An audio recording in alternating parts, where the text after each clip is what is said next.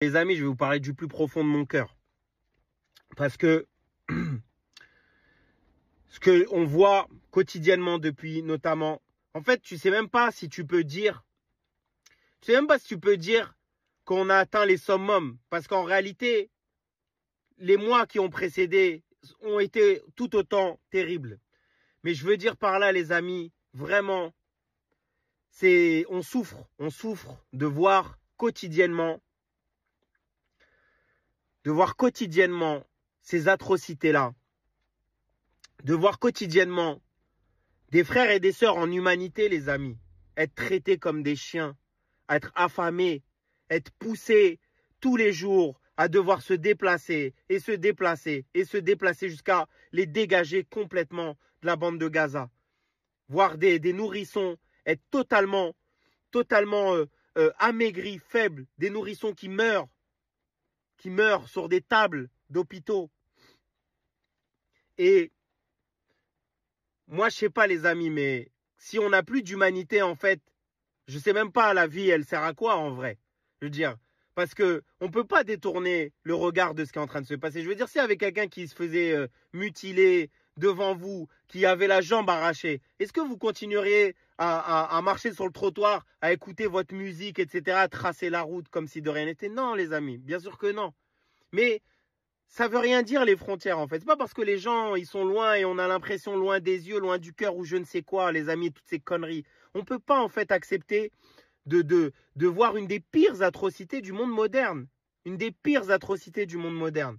Dans la période d'Internet, de l'intelligence artificielle, des médias mainstream, des concerts dans des stades, des influenceurs, des streamers, des comédiens. Comment ça se fait en fait? Comment ça se fait qu'on laisse faire en fait encore ce truc-là? Comment ça se fait qu'on n'ait pas des millions dans la rue quotidiennement? Quotidiennement, les amis. C'est pas normal en fait ce qui est en train de se passer. Nous sommes responsables aussi, je le dis. L'État d'Israël génocide les gens, mais nous avons une responsabilité à laisser continuer ce génocide sans réagir.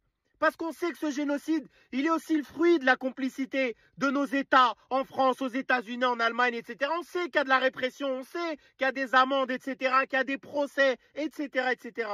Mais les amis, on doit se mobiliser. On doit se mobiliser. Et les mobilisations, elles sont faibles. Parce que oui, les gens, le samedi, ils ont un anniversaire. Et puis le samedi d'après, ils ont un mariage. Et puis le samedi d'après, il y a la finale du PSG. Et le samedi d'après, il y a le match retour de un tel. Et puis tel samedi, etc. Et puis le seul samedi où je peux, bah, je me dis finalement, oh, à quoi ça sert la manifestation? Oh, ça sert à rien, ça fait gaga. À quoi ça sert, les amis, d'avoir cette réflexion-là? D'avoir des réflexions de défaitistes? Je veux dire, prenez exemple, on doit prendre exemple sur le courage révolutionnaire du peuple palestinien, en fait, ce qu'ils vivent depuis bientôt 2 ans maintenant. Et les amis, c'est terrible, c'est terrible. Moi, j'ai plus de force. Vraiment, j'ai plus de force. J'arrive même plus à regarder les images plus de 20 secondes. Je vous dis la vérité. Ça m'est devenu insupportable. On en fait des cauchemars, on pense quotidiennement, etc. Je reçois des messages de frères de Gaza qui m'envoient des cagnottes, etc. De frères qui m'envoient des audios, qui m'envoient des vidéos. Je ne sais même pas comment les aider. J'essaye de partager le plus possible. Mais il y a tellement de souffrance. Je parlais avec un frère qui m'a expliqué que son cousin, il a été tué il y a 3 nuits en arrière. Et qu'en fait, ils n'avaient pas mangé, ils ne mangent plus. La plupart, ils n'ont pas mangé depuis 2, 3, 4 jours, etc., etc., les amis.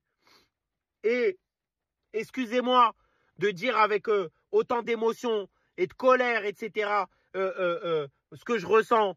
Parce que vraiment, je viens de voir une dernière vidéo là, et ça a été la goutte d'eau. Je me suis dit, c'est pas possible. Anas, faut que tu réagisses. Si même une personne sur 1000 ou 10 000 qui regarde cette vidéo, elle réagit et elle se dit ça y est, il faut se remobiliser. Les amis, je vous en supplie, il faut se remobiliser. C'est pas possible.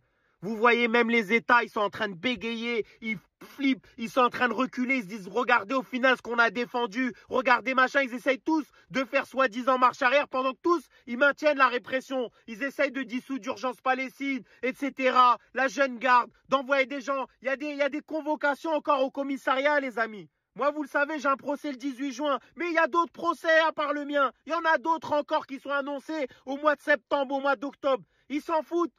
C'est du blabla, en fait, pour se couvrir pour l'histoire.